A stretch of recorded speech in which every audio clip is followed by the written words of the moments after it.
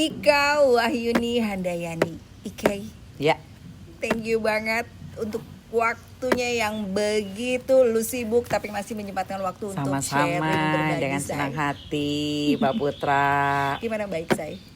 Alhamdulillah baik, sehat, luar biasa, asik. Luar biasa, asik Ya, banget. alhamdulillah. Oke, lu beberapa minggu lalu habis kontrol. Iya, betul. Gimana kondisi sekarang, Say? Alhamdulillah hasil kontrol aku ya dinyatakan bersih. Ini adalah kontrol yang ketiga kali, ya kan? Setelah aku dinyatakan bersih awal, terus 3 kali karena kan ceknya ada 6 bulan sekali. Bersih, jadi secara cek darah, CA gitu ya. Terus juga cek MRI dengan cairan pendeteksi Khusus, ya, cancer. Dokter menyatakan bersih. Alhamdulillah, senang banget. Senang banget ya, Senang luar banget, biasa, luar ya. biasa. Oke, kalau boleh cerita yang lalu, Ika ceritain momen pertama ketika lu didiagnosis Cancer. cancer. Well, waktu itu sih karena problem aku kan kebetulan didiagnosisnya kan cancer rahim kan. Waktu itu awalnya pendarahan sih Mbak, gitu kan, pendarahan. Berapa kali pendarahan di luar dari siklus mens normal gitu ya. Misalnya mensnya udah seminggu kosong, seminggu kemudian aku mens lagi dan itu berlangsung kurang lebih beberapa bulan gitu kan. Pertamanya ke dokter kandungan dulu ya gitu kan, karena kan aku pikir hormonial lah apalah gitu kan, hormonal lah atau apa. Ternyata dokter kandungan intinya singkat cerita tidak bisa memberikan obat lah, tidak tahu juga ini apa gitu. Ya udah naik level lagi untuk ceknya itu ke langsung onkologi waktu itu kan. Onkologi ini aku ke Jakarta kan, dicek onkologi dan waktu itu diceknya dengan biopsi. Ya kan, dengan biopsi diambil Betul. jaringan ya kan, untuk jaringan dicek. aku karena pendarahan jadi di daerah rahimnya diambil. Dan ya hasilnya setelah menunggu seminggu kurang lebih waktu itu aku dinyatakan cancer stadium 1. Cancer rahim stadium 1 gitu kan. Nah, wah, momen itu ya luar biasa. Apa yang terlintas di benak lu saat itu? Ketika dinyatakan cancer kayak bengong, kayak nggak percaya ya gitu, kayak cancer kenapa sih, masa sih gitu, lebih ke masa sih, karena alhamdulillahnya aku nggak merasakan sakit apapun gitu loh. Badan aku sehat, aku pikiran nggak ada gimana kecuali si pendarahan tadi ya. Pendarahannya pun nggak hebat kan, jadi aku ketika disampaikan gitu, satu nggak percaya dulu kan, ini terlintas ketika di awal kan pertanyaannya, nggak percaya dulu, terus kayak masa sih gitu ya. Tapi ya udah aku didiagnosa gitu loh, jadi lebih ke kaget sih waktu itu, jadi nggak percaya lah gitu Pak kalau ditanya apa yang terlintas. Jadi gejala yang paling penting itu ketika lu merasakan di luar dari mens itu pendarahan. Jadi maksudnya ya kayak mens biasa. Gejala pendarahannya bukan yang parah. Yang nggak normal itu gejalanya di pendarahan aja, tidak ada aku merasakan sakit apapun. Jadi yang perlu dicatat ini adalah pendarahan di luar menstruasi dari siklus men. Itu juga ada rasa sakit nggak? Ada rasa sakit nggak selain misalnya justru sakit ada, perut Mbak. apa segala macam? Nggak ada sama sekali, nggak ada. Makanya nggak percaya yang tadi aku bilang. Kaget banget. Ya. Oh gitu. Jadi ya gimana? Kurang lebih seperti itulah yang terlintas di benakku saat itu gitu. Siapa yang pertama ketika lo didiagnosis itu, siapa yang pertama lo kasih tahu? Suami lah. Terus anak-anak setelah itu gitu. Jadi anak-anak emang aku ceritain dari awal. Mami sakit ini. Sakit gini-gini. Gitu. Cuman emang menyampaikannya sederhana mungkin, serileks mungkin. Jadi sehingga tidak menimbulkan rasa khawatir lah gitu. Iya. Yang berlebih. Walaupun aku khawatir. Cuman itulah aku sampeinnya ya seperti itu gitu. Keluarga lah yang tahu. Ya, tadi lu merasa punya rasa khawatir. Selain rasa khawatir, tantangan terbesar apa ketika lu dengar diagnosis yang wow gitu ya. Kena kanker gitu loh. Iya. Iya sih, tantangan yang ketika mendengar ya kayak kita manusia dikasih shock information ya kan, shock informasi yang jeder gitu, udah pasti kan, pasti perasaan kita tuh yang kayak apa ya, nggak jelas sih gitu. Hah, sakit. Karena kalau kalau kita manusia biasa menelaah cancer, ini tuh penyakit yang ganas gitu kan, penyakit yang membahayakan gitu. Apalagi ketika kita misalnya ngelihat Google lah, YouTube lah, apalah sekarang udah gampang ya diakses, itu kayaknya mengerikan gitu loh. Saat itu ya tantangan terbesarnya adalah aku memanage gitu ya, atau mengontrol pikiran dan perasaan. Itu tantangan yang pertama, karena sebenarnya balik lagi physically aku nggak merasa apa-apa kan, nggak ada perubahan di fisik ya? nggak ada perubahan, nggak ada rasa sakit gitu. Cuman pikiran sama perasaan, tantangan terbesarnya ya itu seminggu lah kurang lebih. Tantangannya tuh kayak pikiran kita, apalagi aku ada anak 3 gitu kan. Waduh, anak gua nanti gua meninggal gimana? Nanti ya khawatir, takut, itu udah kayaknya normal ya bagi manusia gitu. Udah. Itu tantangan itu yang kayaknya aku tuh agak ya itulah posisi low. The lowest point aku ya, gitu. ketika lu dalam posisi seperti itu, apa yang menguatkan lu gitu loh sampai bisa gue harus kuat nih dengan kondisi gue saat ini. Apa yang menguatkan Ike saat itu? Yang pertama pasti diri sendiri. Yang awal banget aku akhirnya diri sendiri. Gue nggak bisa nih, Ike lo nggak bisa begini gitu. Gue kayak disentak sendiri ya, Ike lo nggak bisa begini. Kalau kondisi fisik lo ada cancer, terus kondisi pikiran atau mental lo sakit ya, nanti diri lu siapa yang jaga gitu, siapa yang bisa survive. Itu yang pertama sih, alhamdulillah diri aku menyentakkan diri aku sendiri. Jadi kekuatan dari diri ya alhamdulillah. Manage, ya? Yes. Yang kedua anak-anak, aduh gua anak-anak masih kecil, maminya masa sakit, masa nggak bisa ini, udah kuat, nggak bisa nih. Kalau misalnya kita punya pikiran kebawa nyusruk lah ya kasarnya gitu, nggak boleh nih gitu. Akhirnya aku naik lah, pelan-pelan naik, rubah pola, rubah mindset, kuat sendiri sih akhirnya gitu. Jadi fokus. Ketakutan yang terbesar lu tuh apa sebenarnya gitu loh pada saat itu? Anak-anak siapa yang jagain. Jadi kan kalau namanya cancer, penyakitnya udah pasti penyakit, ada kemungkinan berapa puluh % bisa meninggal dong. Nah, ketakutan yang paling aku ini adalah anak-anak nih siapa yang jagain gitu loh. Anak-anak masih butuh bimbingan mamahnya gitu, maminya gitu. Ketakutan dan itu menjadi kekuatan lu. Jadi kekuatan justru iya. Gua harus gitu loh. Anak-anak sampai lihat cucu gitu, sampai begitu pikir. Iya. Anak lu memang yang gede umur berapa? Yang gede ini 18 tahun sekarang ini ya. Kan anak 3 masuk gitu. kuliah ya. Ya, udah mau kuliah. Jadi harus sembuh gitu. Saat betul, itu seperti betul. itu sih. Kekuatan dan ketakutan itu bisa menjadi satu hal yang luar biasa, menjadi support ya, menjadi dorongan. Iya, betul. Jadi dorongan kayak gitu. Nah, akhirnya ketika lu tahu nih lo cancer, didiagnosis cancer gitu kan. Akhirnya pengobatan apa yang lu pilih tuh untuk itu? Oke, kan ketika itu yang tadi diinformasikan sama dokter kalau ini kamu terkena cancer stadium 1. Si dokter saat itu menyarankan langsung aku itu untuk angkat rahim, operasi. Oh, jadi operasi. Ada pilihan angkat rahim. Ada pilihan adalah dioperasi cuma di area yang ada kansernya gitu kan. Aku kan di area jadi kanker yang lah. Menurut dokter itu kanker kanker rahim. Iya, jadi apakah yang di area doang, karena ini belum menyebar gitu sih, karena stadium 1 kan. Atau kalau mau lebih aman, katanya kan anak ibu udah 3, diangkat aja semua rahimnya gitu. Jadi aman lah menurut dokter saat itu begitu. Cuman aku saat itu tidak menerima sih gitu kan. Waktu itu gue kayak, masa sih rahim gue diangkat, karena waktu itu sih pola pikir gue yang simpelnya adalah, aduh kalau dioperasi fisik gue bakal ngedrop gitu. Waktu itu ya, jadi coba deh cari second opinion gitu kan. Jadi yang dokter di Jakarta bilang seperti itu, tapi gue keep dulu gitu kan. Jadi second opinion. Nah, akhirnya singkat cerita aku juga sempat pakai terapi obat-obatan lah. Itu dari Bandung gitu kan. Itu dari Bandung, tapi ketika tidak memakai obat itu pendarahan lagi. Gitu. Akhirnya wah ini harus secara medis. Depend on si obat. Waktu itu obatnya emang semacam herbal lah let's say, tapi dengan high quality lah gitu ya. Cuman ternyata itu hanya apa ya, menahan aja mungkin istilahnya ya, istilah secara ininya lah, secara awamnya. Nah akhirnya gua second opinion nih, wah ini kok ada pendarahan lagi gitu kan. Oh second opinion, emang sudah searching namanya lagi sakit pasti ya kita research lah, survei rekomendasi dari yang lain.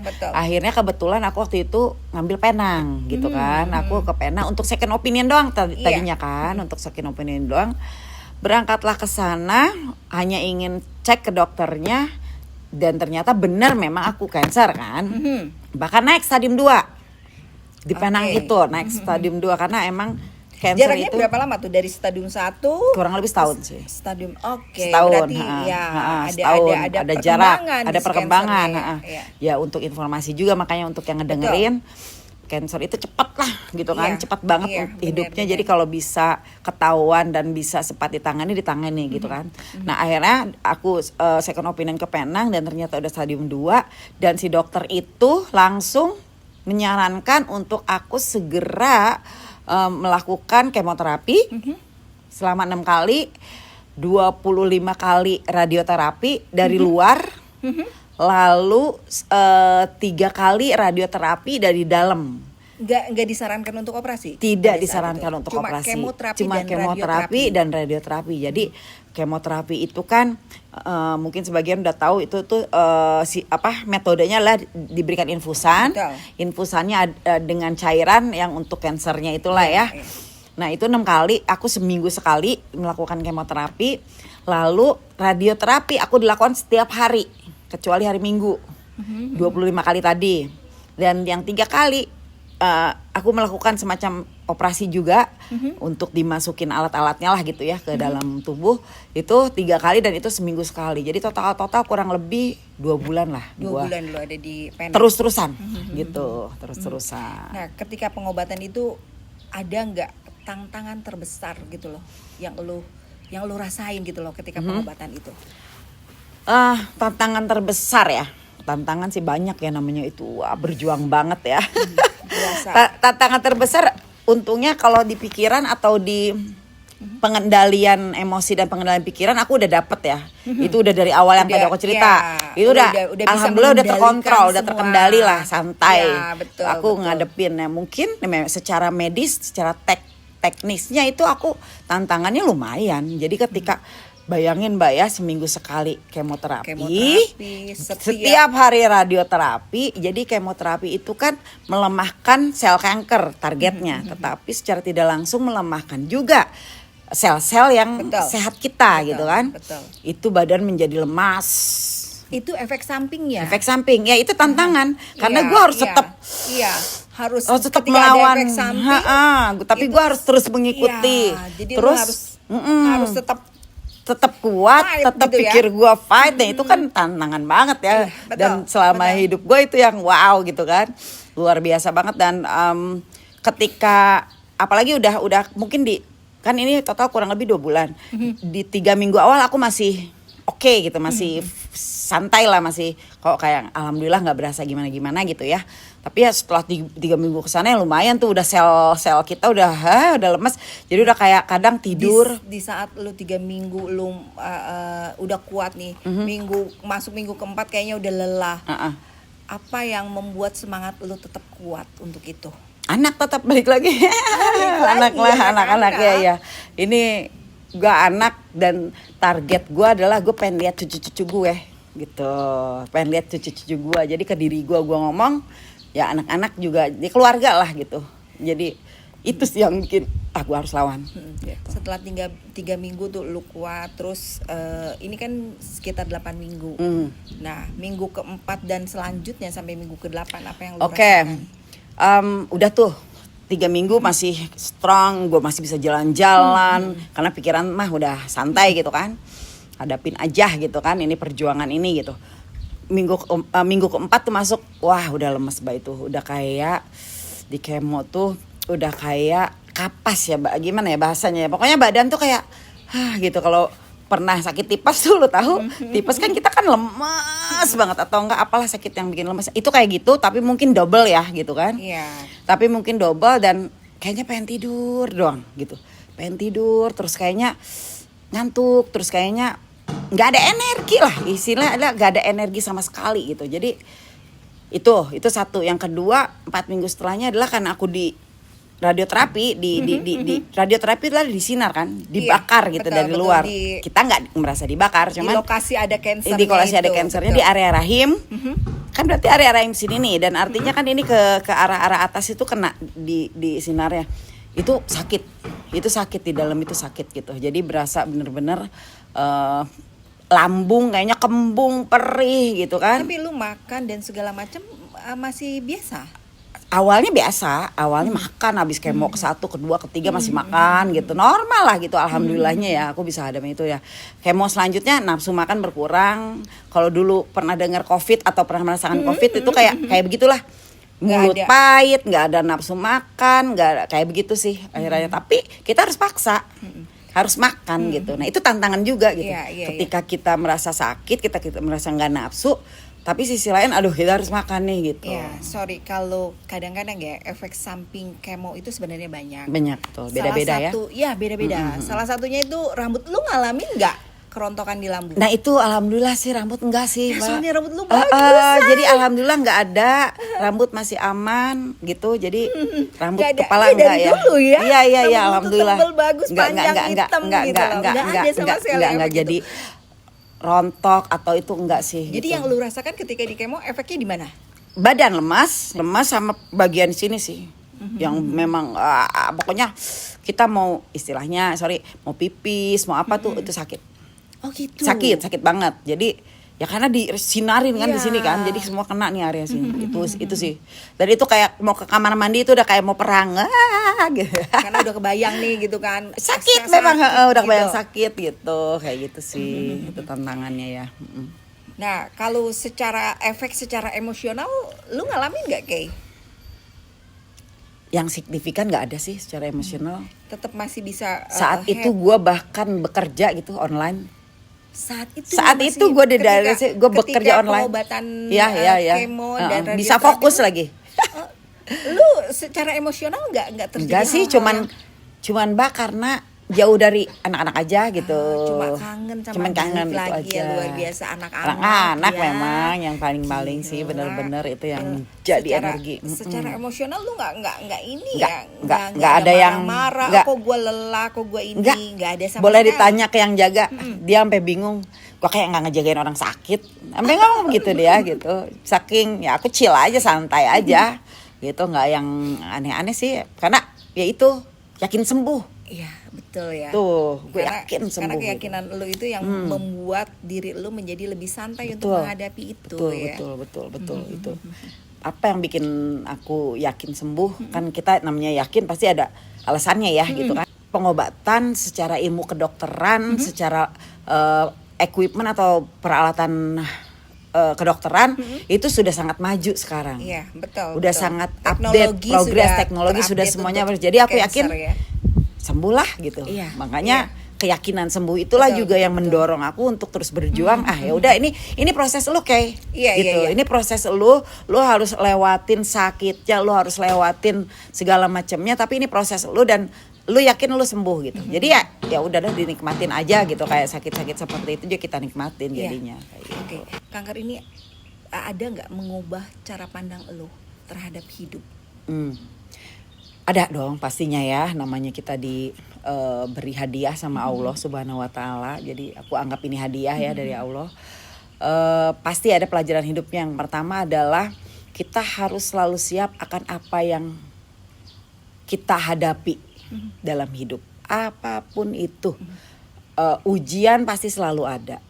Ujian kecil, ujian sedang, ujian besar gitu. Itu pasti ada.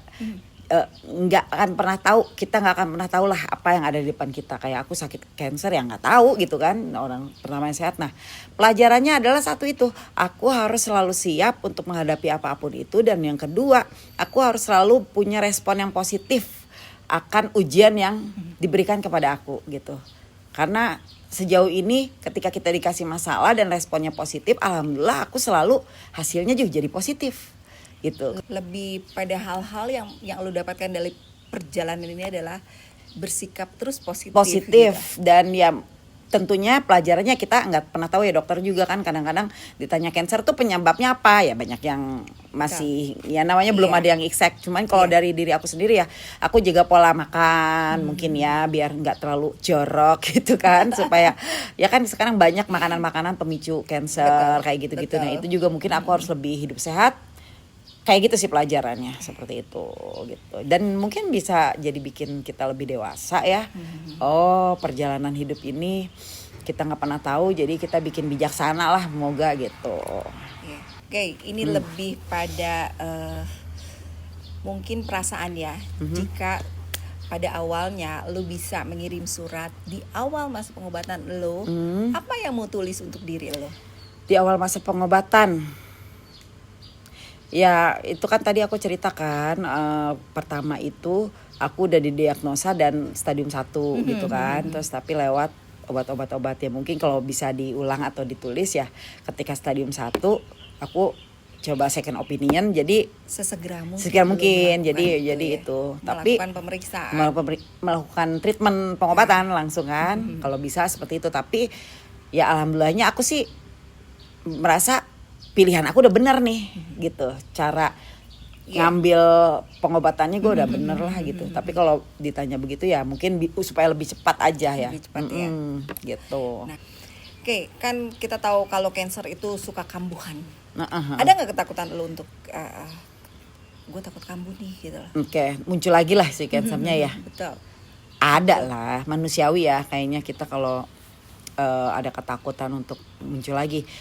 Itu terbukti dengan setiap gue lakukan check up, ya kan, lakukan check up yang 6 bulan sekali ini sampai 5 tahun kan, itu 6 bulan sekali ini setiap aku lakukan check up, aku tuh yang kayak deg-degan banget. Aduh hasilnya apa nih ya gitu, hasilnya. Jadi lu check up 1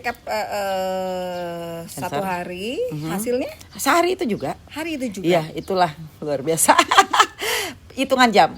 3 jam udah keluar. 3 jam. Yes. Terus ketika lu nunggu itu apa yang lu lakukan? Ya itu yang deg-degannya di situ kan. 3 jam lu deg-degan. Deg-degan 3 jam lah. Aduh, ini hasilnya gimana ya kan.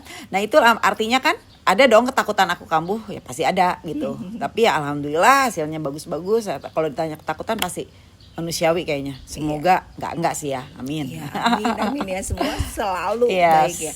Berapa lama ketika lu harus berapa lama nih kontrol lagi? Ya.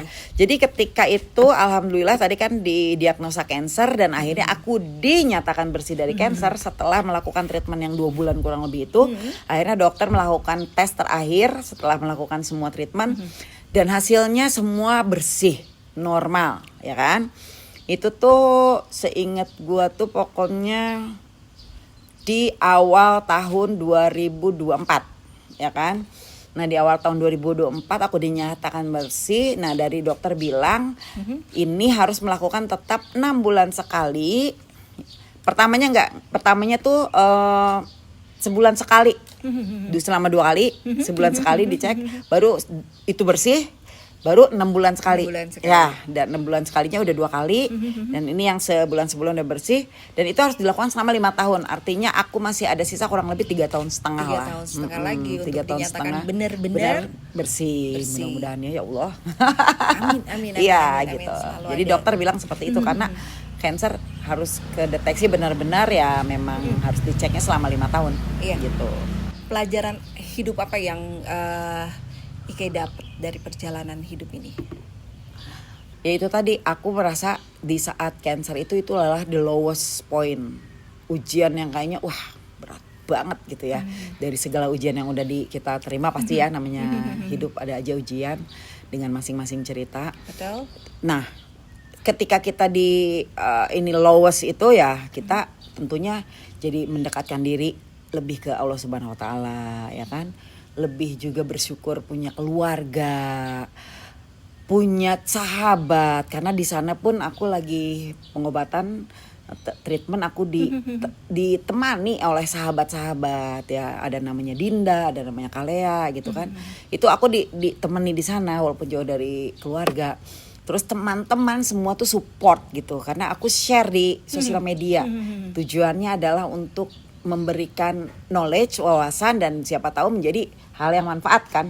Aku share di sosial media aku dan alhamdulillah mendapatkan banyak doa gitu.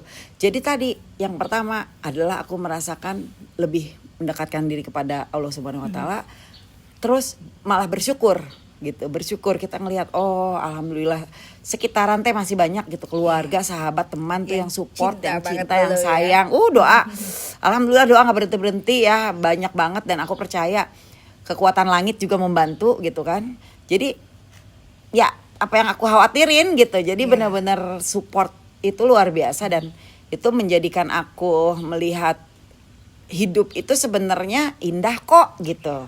Hidup itu bisa kita jalani dengan apabila kita jalan dengan rasa syukur, melihat sesuatu yang ujian menjadi hal yang baik gitu kan. Itu tuh semua bisa solusi, semua bisa fine aja gitu. Jadi luar biasa. Kayak gitu.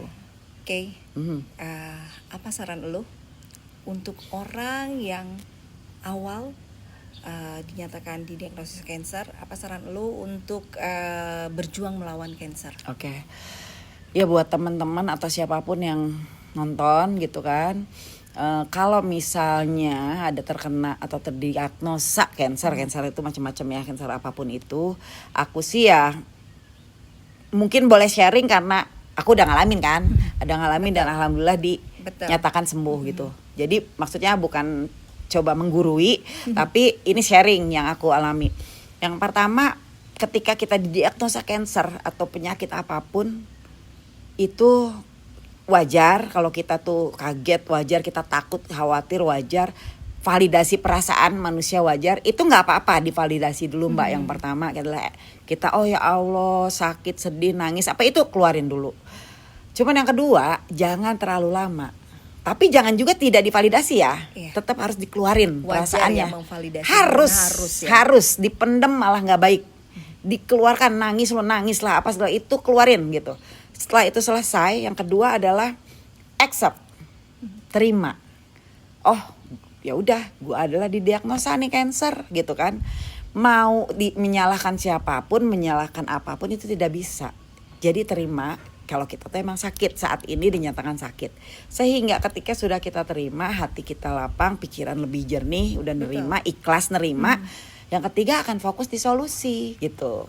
Udah tahu nih apa aja nih kita pelajari. Kita udah terima ini adalah hadiah dari Allah, ya udah fokus adalah di solusi. Karena kalau kita tidak terima, kalau kita meratapi, kalau kita terlalu lama nangis, terlalu lama apa, itu ketutup tuh. Si solusi pasti ketutup kan. Kita nggak bisa mikir jernih, yang ada malah down terus ya. Down terus malah nggak fokus sama si penyakitnya itu sangat nggak bagus. Jadi yang ketiga udah fokus solusi, yakini apa yang menurut kamu akan sembuh. Semua orang punya cerita kesembuhan masing-masing kok, gitu. Kebetulan aku di Penang. Nanti ada yang di nggak pakai dioperasi, tapi nggak ke rumah sakit juga ada sembuh. Kebetulan sepupu aku melewat itu. Ada yang pakai BPJS, ada yang pakai uang sendiri. Di rumah sakit dimanapun apapun itu, yakini ini proses. Aku yakin sembuh. Setelah melewati searching masing-masing ya, setelah merekomendasi masing-masing. Udah, ketika kita tahu nih solusinya ini, gue mau ngambil solusi yang ini, kita yakin ini akan sembuh. Dan pikiran kita positif, kuat, harusnya menuju sembuh itu lebih besar peluangnya. Itu sih saran aku, harusnya betul. Menuju sembuh itu peluangnya harus besar. Bisa menerima dulu, sehingga positif, bisa mengatur apa nih tindakan selanjutnya, apa betul. Kalau kita down kan nggak bisa mikir ya, nggak bisa mikir pasti stres yang ada, mental karena sakit, fisik karena sakit gitu. Itu yang aku hadapin sih. Jadi waktu itu aku ketika didiagnosa dan udah harus pengobatan ya aku lah, pikiran gue harus kayak happy terus, dijaga. Nah karena kan happy itu kita yang atur kan, kita yang manage. Betul kita yang manage. Ya walaupun nggak mungkin happy itu karena dibilang cancer, tapi jangan sedih, jangan diratapi. Itu janganlah gitu. Fokus ke pengobatan, penyembuhan, insya Allah sembuh. Iya. Aktivitas apa yang bantu lu membuat lu happy pada saat itu? Oke. Waktu itu karena memang kebetulan aku di Penang kan. Lu juga kan tetap bekerja ya di Penang. Di Penang ya? Tapi online. Kerja. Itu salah satu aktivitas ya yang mungkin bisa menjadi mendistract pikiran sakit kita gitu. Pikiran negatif itu jadi pikiran kita ditukar lah gitu ya. Itu bekerja yes, jadi secara online dan fokus-fokus aja saat itu gue ya Luar kan. biasa, Iya fokus aja dan saat itu juga aku leader gitu kan ngebawahin banyak orang jadi tapi fokus aja sampai tim juga gila ini kayak sakit gitu kan. Itu terus yang kedua adalah healing aja lah gitu. Healing. Lo healing itu nggak usah harus mahal ya gitu kan. Lo mau betul. Curug kek, lo mau ke alam mana kek, kemana kek yang bayar nggak mahal. Saat itu aku gitu juga ke pantai kek ke apa, healing aja. Makanya pikiran tuh aktivitas yang buat lu senang, yang buat senang, lu happy, santai, nggak jadi kebawa. Itu jangan kebanyakan kayak diem meratapi, lihat-lihat yang hal-hal negatif nggak. Bahkan gua aktivitasnya sering juga nonton apa Mbak, YouTube yang kocak-kocak, film yang kocak-kocak kayak gitu. Jadi gitu. ya sepinter-pinternya kita lah. Oh lagi ngedown nih, gua nonton apalah, lapor pak lah apa gitu. Daripada pikiran kemana-mana Pikiran kemana-mana malah bikin Mendingan hahaha ketawa ya. aja itu kan rumus-rumus itu kita yang tahu lah ya. Benar. Gimana biar bisa happy. Nah, kadang-kadang kan orang takut untuk memeriksakan awal ya, ketika ada gejala-gejala di luar dari kebiasaan yang dia lakukan. Betul. Saran lu apa untuk Ya. orang yang punya perasaan seperti itu? Saran gue sih tetap ketika kita manusia namanya organ tubuh semua ya, kalau normal itu pasti tidak merasakan apa-apa. Kalau tidak ada sakit itu pasti tidak akan merasakan apa-apa. Nah, ketika kita ada sinyal diberikan oleh tubuh, sinyal itu baik apa yang dirasakan misalnya sakit, atau yang kedua apa yang terjadi kayak aku pendarahan di luar dari hal normal, di luar dari kebiasaan, atau merasa sakit apapun itu, saran aku segera cek. Maupun itu MCU ya yang umum, atau cek bagian yang sakit gitu kan, apapun itu saran aku sih cek ya. Sekarang kan puskesmas ada ya kan, BPJS betul. ada, dokter apa segala macam ada, itu dicek aja ketika kita tahu ya. Kalau kecuali kalau sakit-sakit biasa ya, flu apa-apa ya itu mah ada obatnya lah. Ini aku bilang Di luar adalah dari di luar kebiasaan, dan kalau itu lagi sakit Ya, gitu, udah itu ya. waktunya dicek lah gitu. Harus dicek sehingga penanganannya dini. Betul, gitu. Penanganannya langkah selanjutnya Lebih cepat gitu kan. Jangan didiemin. Betul, Penyakit betul. pasti akan tumbuh, akan berprogres gitu. Itu saran gue.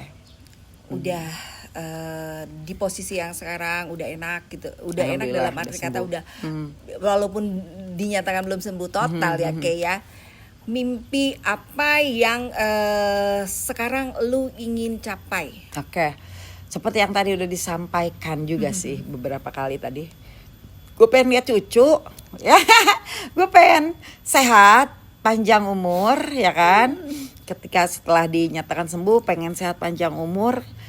Kenapa pengen sehat panjang umur? Ingin ngelihat cucu, ingin lebih memberikan manfaat bagi banyak orang gitu kan, sehingga mungkin bisa mendapatkan kesuksesan kembali untuk nge-share rezeki ke banyak orang gitu. Itu sih mimpi aku. Luar Gitu biasa. sih dari dulu cuma 2 itu ya. Iya.